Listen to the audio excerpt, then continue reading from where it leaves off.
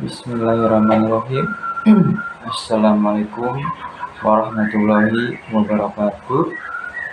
Perkenalkan, nama saya Asep Sukmawati, mahasiswa dari Universitas Pancasakti Bekasi dari Fakultas Sains dan Teknologi di Prodi Sistem Informasi.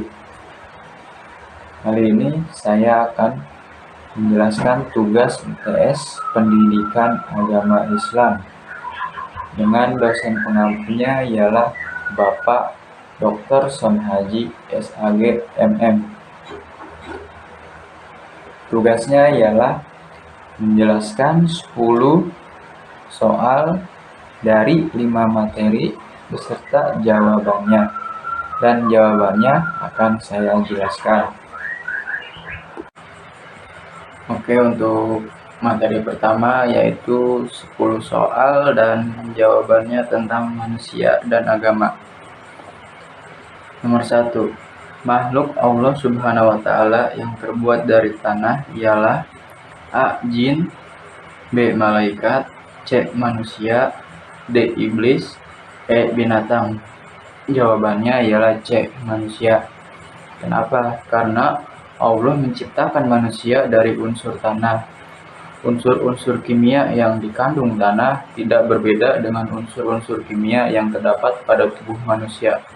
Sesuai dengan teks Al-Quran, surah Al-Mu'minun ayat 12 menyebutkan bahwa manusia diciptakan dari saripati tanah.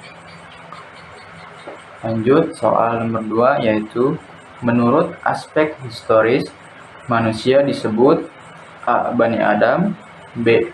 Bashar, C. Khalifah, D. Anas, E. Insan. Jawabannya ialah A. Bani Adam. Kenapa? Menurut Al-Quran surah Al-A'raf ayat 31 menyebutkan, wahai anak cucu Adam, pakailah pakaianmu yang bagus pada setiap memasuki masjid, makan dan minumlah, tetapi jangan berlebihan. Sungguh, Allah tidak menyukai orang yang berlebih-lebihan. Lanjut, soal nomor 3. Siapakah manusia pertama yang diciptakan oleh Allah Subhanahu wa Ta'ala? A. Nabi Adam, B. Nabi Nuh, C. Nabi Musa, D. Nabi Ibrahim, E. Nabi Muhammad SAW. Jawabannya ialah A. Nabi Adam. Nabi Adam merupakan manusia pertama yang diciptakan oleh Allah Subhanahu wa Ta'ala dari tanah, sekaligus nabi pertama yang ditunjuk dalam sejarah Islam. Pada awalnya Nabi Adam alaihissalam diciptakan oleh Allah Subhanahu wa Ta'ala untuk mendiami surga bersama dengan Siti Hawa, istrinya. Namun karena Nabi Adam alaihissalam dan istrinya melanggar perintah untuk tidak memakan buah kulit, maka mereka berdua diusir dari surga dan ditempatkan di bumi. Oke, lanjut, soal nomor 4. Allah Subhanahu wa Ta'ala memberikan akal dan nafsu kepada A. Malaikat, B. Jin, C. Setan, D. Manusia, E. Binatang. Dan jawabannya ialah manusia. Akal ada pada diri manusia agar mampu membedakan siang dan malam, hitam dan putih, kemudian sebagai alat untuk mengontrol hawa nafsu atau syahwat yang ada pada diri manusia, lalu sebagai proses pengambilan keputusan sebelum bertindak. Oke, lanjut, soal nomor 5 ialah manusia terbentuk dari komponen tanah gemuk. Terdapat di dalam Al-Quran: A. Quran surat Al-Kahf ayat 37, B. Quran surat As-Sajdah ayat 7, C. Quran surat Asy-Syaffat ayat 11, D. Quran surat Al-Hijr ayat 26, E. Quran surat Al-Furqan ayat 54. Jawabannya ialah A. Quran surat Al-Kahf ayat 37, yang artinya kawannya yang beriman berkata kepadanya sambil bercakap-cakap dengannya, apakah engkau ingkar kepada Tuhan yang menciptakan engkau dari tanah, kemudian dari setetes air mani, lalu Dia menjadikan engkau seorang laki-laki yang sempurna. Lanjut, nomor 6 ialah soalnya Allah Subhanahu wa Ta'ala menciptakan manusia dalam bentuk yang A. Sempurna, B. Berlebihan, C. Serba kurang, D. Banyak salah, E. Banyak hutang. Jawabannya ialah A. Sempurna. Karena manusia memiliki akal untuk bisa membedakan mana yang baik dan mana yang buruk. Lanjut nomor 7. Soalnya berikut ini merupakan penyebutan nama manusia berdasarkan aspek kecuali A. Aspek historis, B. Aspek biologis, C. Aspek kecerdasan, D. Aspek sosiologis, E. Aspek sejarah. Jawabannya ialah E. Aspek sejarah. Menurut agama Islam, penyebutan nama dibagi menjadi 5 aspek, yaitu aspek historis, biologis, kecerdasan, sosiologis, dan posisi. Lanjut nomor 8. Di dalam Quran Surat At-Tin, surat ke-95 ayat 4, manusia diciptakan dalam bentuk A. Sebaik-baiknya, B. Seburuk-buruknya, C. Sepintar-pintarnya, D. Sempurna, E. Sejahat-jahatnya. Jawabannya ialah A. Sebaik-baiknya, yang artinya, sungguh kami telah menciptakan manusia dalam bentuk yang sebaik-baiknya. Soal nomor 9 ialah manusia diciptakan untuk menjadi khalifah di bumi.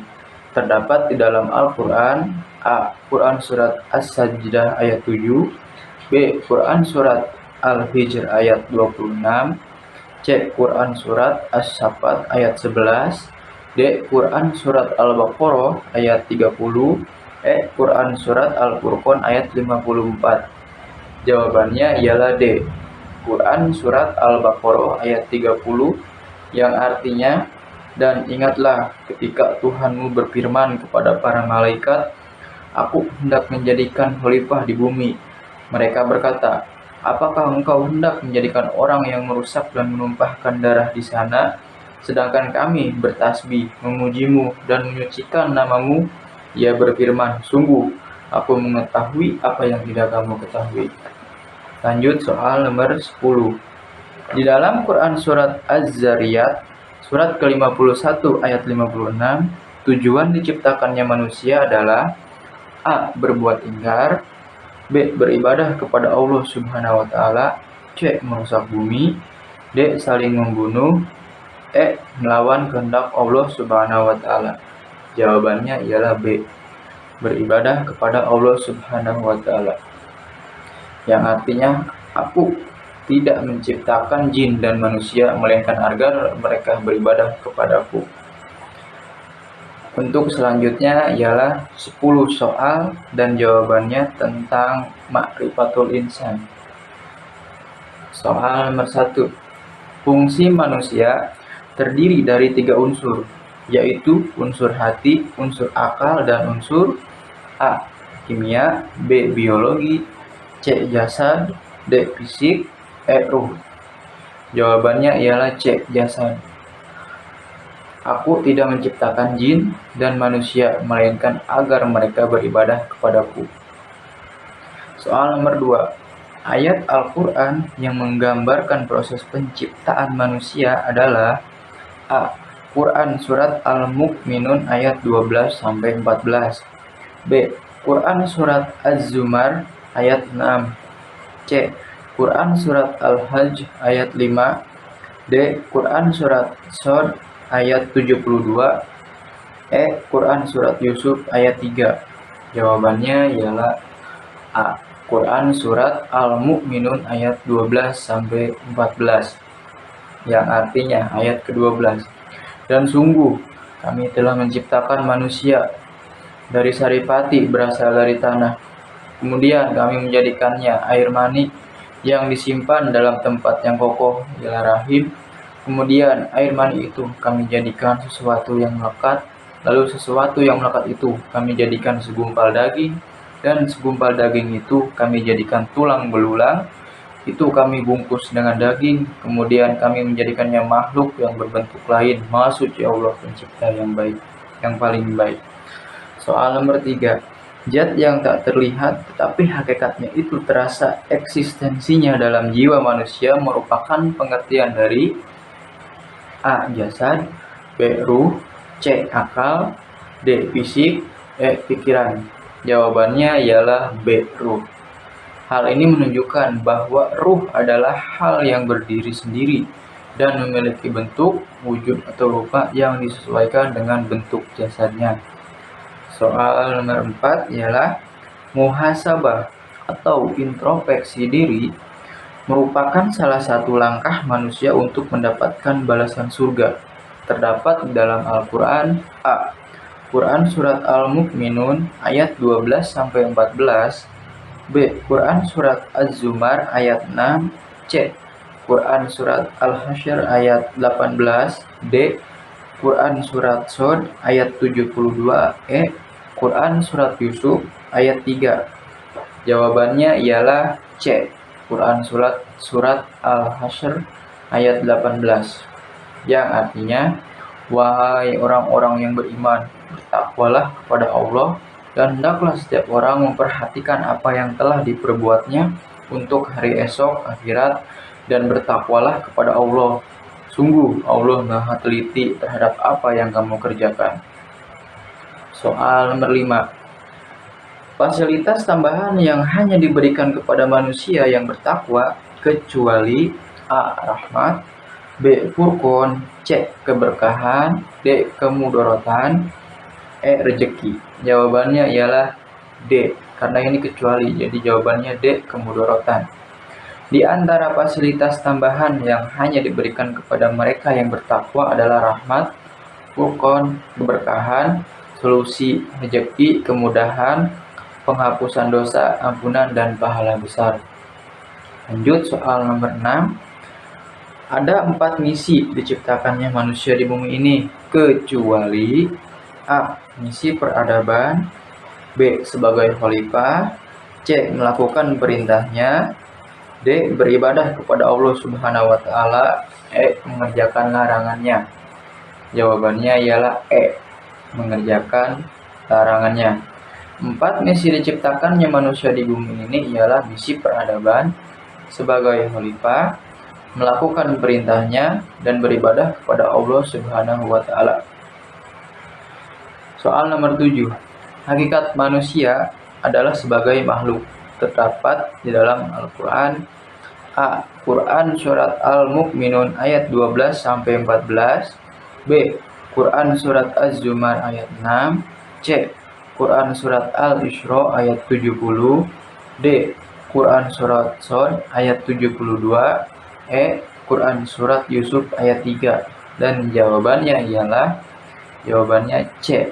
Quran Surat Al-Isra ayat 70, yang artinya, dan sungguh kami telah memuliakan anak cucu Adam, dan kami angkut mereka di darat dan di laut, dan kami beri mereka rezeki dari yang baik-baik, dan kami lebihkan mereka di atas banyak makhluk yang kami ciptakan dengan kelebihan yang sempurna. Lanjut soal nomor 8. Manusia mendapatkan kepercayaan dari Allah untuk mewakili kekuasaannya di bumi sebagai khalifah. Apa yang dimaksud dengan khalifah? A. Peralihan, B. Pendatang, C. Kemajuan, D. Perwakilan, E. Kebaikan. Jawabannya ialah D. Perwakilan. Karena manusia memiliki kelebihan wawasan, intelektual, dan keterampilan yang tidak dimiliki oleh para malaikat, maka manusialah yang dipilih oleh Allah Subhanahu wa Ta'ala sebagai khalifahnya di muka bumi ini. Kata khalifah berarti seseorang yang diberi mandat untuk bertindak sebagai pengatur atau wakil Allah Subhanahu wa Ta'ala di muka bumi ini. Lanjut soal nomor 9. Apa yang dimaksud dengan ibadur rahman? A. Hamba pengasih, B. Hamba penyayang, C. Hamba sahaya, D. Hamba Allah, E. Hamba bodoh. Jawabannya ialah B. Hamba penyayang. Karena Allah Subhanahu wa Ta'ala itu Ar-Rahman, yaitu Maha Penyayang. Lanjut soal nomor 10.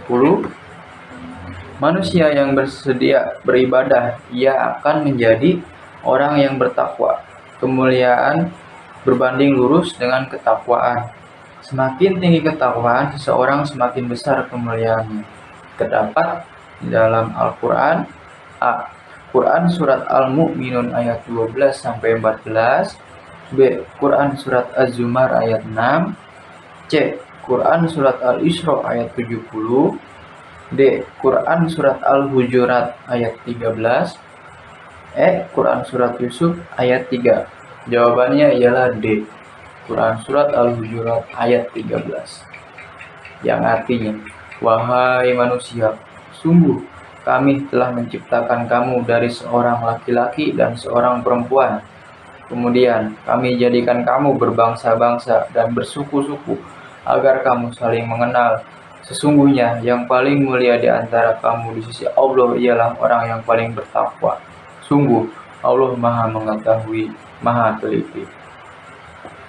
Oke, selanjutnya ialah 10 soal tentang dan jawabannya tentang etika, moral, dan akhlak. Soal yang pertama ialah sebuah tatanan perilaku berdasarkan suatu sistem tata nilai suatu masyarakat tertentu. Berikut adalah pengertian dari A. Akhlak, B. Perilaku, C. Etika, D. Moral, E. Pikiran. Jawabannya ialah C. Etika. Etika berfungsi mengatur sikap seseorang kepada orang lain, sehingga tercipta keadaan lingkungan yang harmonis.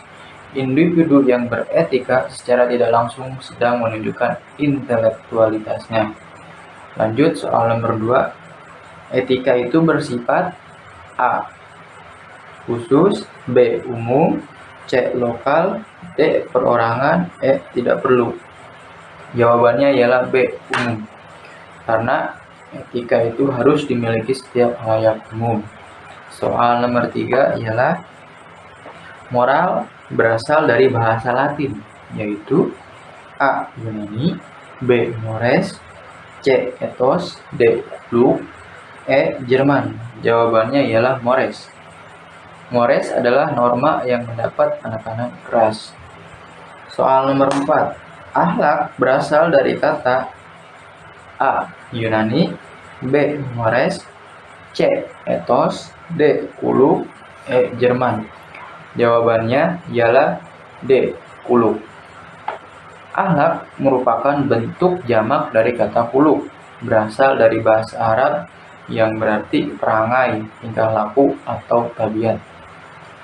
Lanjut soal nomor 5. Berikut adalah akhlak kepada Allah Subhanahu wa Ta'ala, kecuali A. Berzikir, B. Suudzon, C. Beribadah, D. Tawakal, E. Beramal. Jawabannya ialah suudzon. Jawabannya ialah B. Suudzon, karena suudzon adalah berprasangka buruk. Jadi kita tidak boleh berprasangka buruk kepada Allah Subhanahu wa Ta'ala. Lanjut soal nomor 6. Etika adalah ilmu yang menjelaskan arti baik dan buruk, menerangkan apa yang seharusnya dilakukan oleh manusia, menyatakan tujuan yang harus dituju oleh manusia di dalam perbuatan mereka, dan menunjukkan jalan untuk melakukan apa yang seharusnya diperbuat. Adalah pengertian etika dilihat dari segi A. Kamus Besar Bahasa Indonesia, B. Istilah, C. Etimologi, D. Al-Quran, E. Hakikat. Jawabannya ialah B. Istilah, karena etika menunjukkan jalan untuk melakukan apa yang harusnya diperbuat oleh kita sebagai manusia khususnya. Lanjut soal nomor 7. Adapun arti dari segi bahasa berasal dari bahasa Latin. Mores yaitu jamak dari kata mos yang berarti adat kebiasaan. Adalah pengertian dari A. Akhlak, B. Perilaku, C. Moral, D. Adat, E. Pikiran. Jawabannya ialah C. Moral.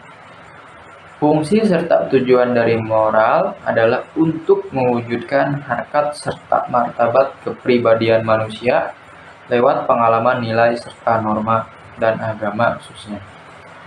Lanjut, nomor 8. Standar baik dan buruknya moral dapat dilihat berdasarkan A.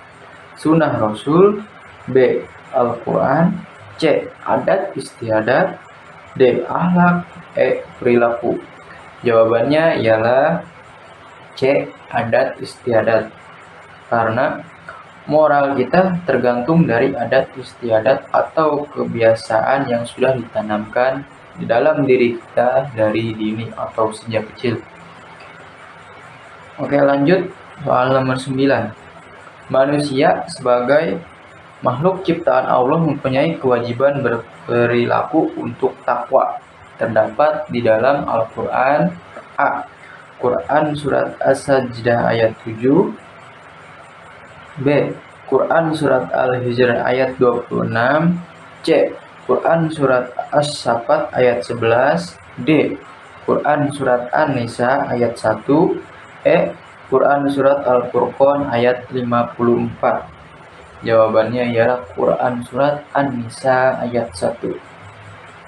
Yang artinya, wahai manusia, bertakwalah kepada Tuhanmu yang telah menciptakan kamu dari diri yang satu, Adam, dan Allah menciptakan pasangannya Hawa dari dirinya, dan dari keduanya Allah memperkembangbiakan laki-laki dan perempuan yang banyak.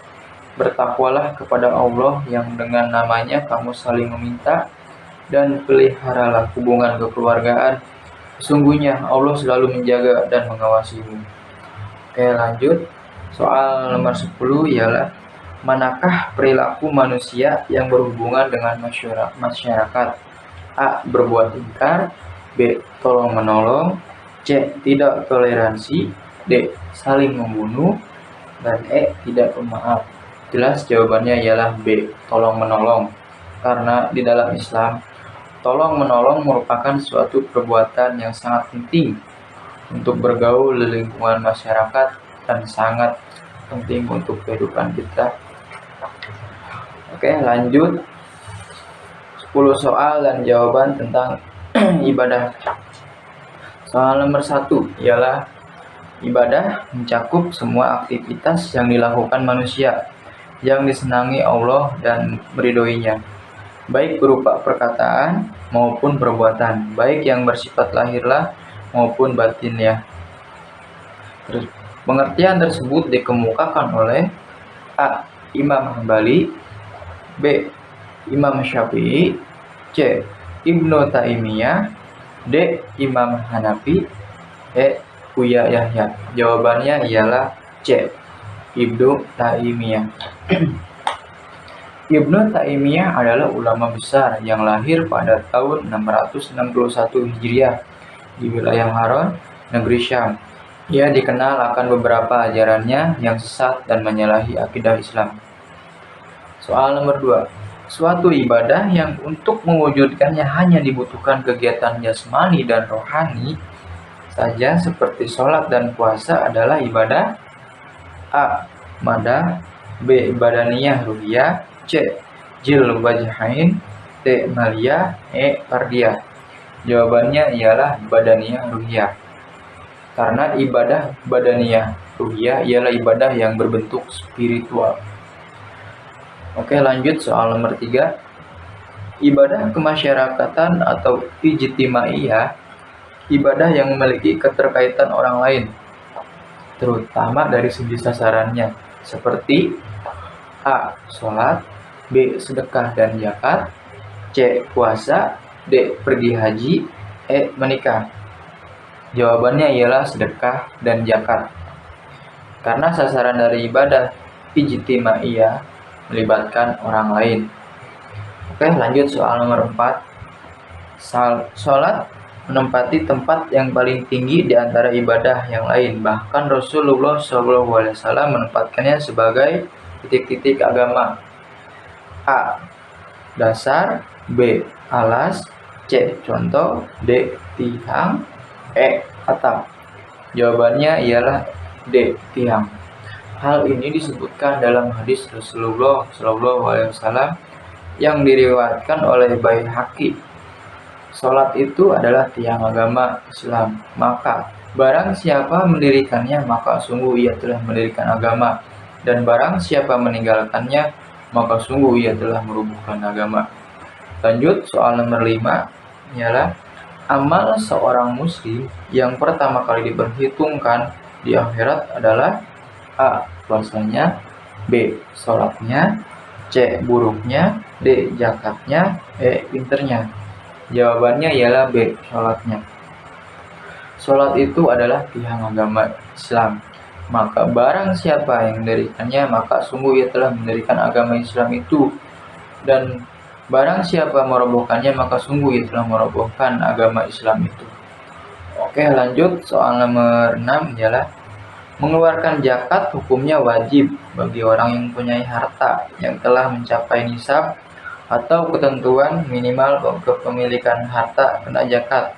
Terdapat di dalam Al-Quran: A. Quran Surat Al-Hijr ayat 26, B. Quran Surat Al-Baqarah ayat 43, C. Quran Surat Al-Furqan ayat 54, D. Quran Surat As-Sajdah ayat 7, E. Quran Surat An-Nisa ayat 1. Jawabannya ialah B. Quran Surat Al-Baqarah ayat 43. Yang artinya, dan laksanakanlah sholat, tunaikanlah zakat, dan rukuklah beserta orang yang rukuk. Oke, lanjut. Soal nomor 7 ialah berikut adalah orang-orang yang berhak menerima zakat, kecuali A. Fakir, B. Miskin, C. Orang kaya, D. Hamba sahaya, E. Mu'alaf. Jawabannya ialah C. Orang kaya. Karena orang kaya itu sudah berkecukupan untuk kebutuhannya, jadi tidak perlu untuk diberi zakat. Lanjut, soal nomor 8 ialah orang yang berjuang dengan sukarela untuk menegakkan agama Allah adalah A. Hamba sahaya, B. Gorim, C. Sabilillah, D. Musafir, E. Joko Kendil. Jawabannya ialah C. Sabilillah. Sabilillah orang yang berjuang keras menegakkan agamanya Allah Subhanahu wa taala, dan dia hanya mengharapkan surganya Allah Subhanahu wa taala. Oke, lanjut. Soal nomor 9 ialah menahan makan dan minum serta yang membatalkan sejak terbit fajar sampai terbenam matahari adalah pengertian dari A. Zakat, B. Sedekah, C. Puasa, D. Fitrah, E. Haji. Jawabannya ialah C. Puasa. Puasa merupakan salah satu rukun Islam. Salah satunya puasa di bulan Ramadan. Ada juga puasa sunnah, ialah puasa Senin Kamis dan lain sebagainya. Oke, lanjut. Soal nomor 10 ialah berjalan dari Bukit Safa ke Bukit Marwah sebanyak 7 kali dalam ibadah haji disebut A. Ihram, B. Sya'i, C. Wukuf, D. Ifrad, D. Qiran. Jawabannya ialah B. Sya'i. Sya'i merupakan salah satu rukun haji yang harus dilaksanakan pada saat ibadah haji. Oke, kita ke 10 soal dan jawaban tentang materi syariah dan muamalah ialah materi yang terakhir. Soal nomor 1 ialah sistem norma yang mengatur hubungan manusia dengan Tuhan, hubungan manusia dengan manusia, dan hubungan manusia dengan alam disebut A. Ibadah, B. Puasa, C. Syariah, D. Fitrah, E. Haji. Jawabannya ialah syariah. Pengertian syariah secara sederhana ialah jalan yang jelas yang ditunjukkan oleh Allah Subhanahu wa taala kepada umat manusia di muka bumi ini. Oke, lanjut. Soal nomor 2. Sebagai hubungan antar manusia dengan manusia untuk saling membantu agar terciptanya masyarakat yang harmonis adalah A. Syariah, B. Muamalah, C. Syirak, D. Haji, E. Fitrah. Jawabannya ialah B. Muamalah. Dalam syariat Islam, hubungan antar manusia tidak dirinci jenisnya, tetapi diserahkan kepada manusia mengenai bentuknya. Oke, lanjut. Soal nomor 3 ialah menyerahkan harta dan benda kepada orang dengan catatan suatu saat nanti akan dikembalikan sesuai perjanjian adalah A. Jual beli, B. Hutang piutang, C. Sewa menyewa, D. Syirak, E. Riba. Jawabannya ialah B. Hutang piutang. Dalam konsep Islam, hutang piutang merupakan akad transaksi ekonomi yang mengandung nilai ta'awun, tolong menolong, Dengan demikian, utang piutang dapat dikatakan sebagai ibadah sosial yang dalam pandangan Islam juga mendapatkan porsi tersendiri. Oke, lanjut nomor 4. Transaksi atau pembayaran angsuran yang diketahui oleh kedua pihak, baik dari ketentuan margin keuntungan atau harga pokok pembelian adalah A. Sewa menyewa, B. Syirak, C. Riba, D. Murabahah, dan E. Jual beli. Jawabannya ialah D. Murabahah. Murabahah merupakan salah satu jenis kontrak atau akad yang paling umum diterapkan dalam aktivitas pembiayaan perbankan syariah. Murabahah diterapkan melalui mekanisme jual beli barang dengan penambahan margin sebagai keuntungan yang akan diperoleh bank. Oke, lanjut. Soal nomor 5 ialah musyakoh adalah bentuk kerjasama bagi hasil A. Usaha, B. Kebun, C. Perniagaan, D. Ladang, E. Jual beli. Jawabannya ialah B. Kebun. Secara sederhana, musyakoh diartikan dengan kerjasama dalam perawatan tanaman dengan imbalan bagian dari hasil yang diperoleh dari tanaman tersebut. Dengan tanaman dalam muamalah ini adalah tanaman tua atau tanaman keras yang berbuah untuk mengharapkan buahnya. Oke, lanjut. Soal nomor 6 ialah persetujuan antara dua orang atau lebih untuk membuka perusahaan dengan tujuan membagi keuntungan disebut A. Syirkah, B. Maisir, C. Kiron, D. Musako, E. Muzara'ah. Jawabannya ialah syirkah. A. Secara bahasa, syirkah berarti al-ikhtilaf, percampuran, atau persekutuan dua hal atau lebih sehingga antara masing-masing sulit dibedakan, seperti persekutuan hak milik atau perserikatan usaha. Oke, lanjut. Soal nomor 7. Nabi Muhammad SAW sebelum diangkat menjadi Rasul pernah menjualkan barang dagangan milik Siti Khadijah radhiyallahu anhu dan keuntungannya dibagi sesuai perjanjian A. Syirkoh mal, B. Syirkoh inan, C. Syirkoh abdan, D. Syirkoh harta, E. Musakoh. Jawabannya ialah C. Syirkoh abdan. Syirkoh abdan adalah suatu bentuk kerjasama antara dua orang atau lebih untuk mengerjakan suatu pekerjaan bersama-sama, dan upah kerjanya dibagi di antara mereka sesuai dengan persyaratan yang disepakati bersama. Oke, lanjut. Soal nomor 8. Perjanjian bagi hasil tanah sawah atau ladang yang benihnya berasal dari yang menggarap disebut A. Mujara'ah, B. Mudarabah, C. Musako, D. Kiro, dan E. Mukobaroh. Jawabannya ialah E. Mukobaroh. Menurut Abdul Rahman Ghazali, mukabaroh didefinisikan sebagai bentuk kerjasama antara pemilik sawah atau tanah dan penggarap dengan perjanjian bahwa hasilnya akan dibagi antara pemilik tanah dan penggarap menurut kesepakatan bersama, sedangkan biaya dan benihnya dari penggarap. Oke, lanjut. Soal nomor 9. Perjanjian bagi hasil tanah sawah atau ladang yang benihnya berasal dari pemilik tanah disebut A. Mujara'ah, B. Mudarabah, C. Musako, D. Kiro, E. Mukabarah. Jawabannya ialah A. Mujara'ah. Ini adalah kebalikannya ya. Menurut bahasa, mujara'ah adalah kerja sama mengelola tanah dengan mendapat sebagai hasilnya. Sedangkan menurut istilah fikih, ialah pemilik tanah memberi hak mengelola tanah kepada seorang petani dengan syarat bagi hasil atau semisalnya. Oke, lanjut. Soal nomor 10 atau soal yang terakhir ya. Seseorang yang memberikan modal kepada orang lain untuk menjalankan modal tersebut dan keuntungannya dibagi sesuai perjanjian disebut A. Musako, B. Mudarabah, C. Muamalah, D. Serikat kerja, E. Serikat harta. Jawabannya ialah B. Mudarabah. Akad mudharabah adalah jenis akad kerjasama mengenai suatu usaha antara pemilik modal dengan pengelola modal. Oke, terima kasih dari saya. Demikian penjelasan dari soal dan jawabannya yang tadi sudah saya jelaskan. Mudah-mudahan dapat dimengerti dengan jelas, serta saya mohon maaf sebesar-besarnya apabila ada penjelasan yang belum begitu jelas serta soal yang belum begitu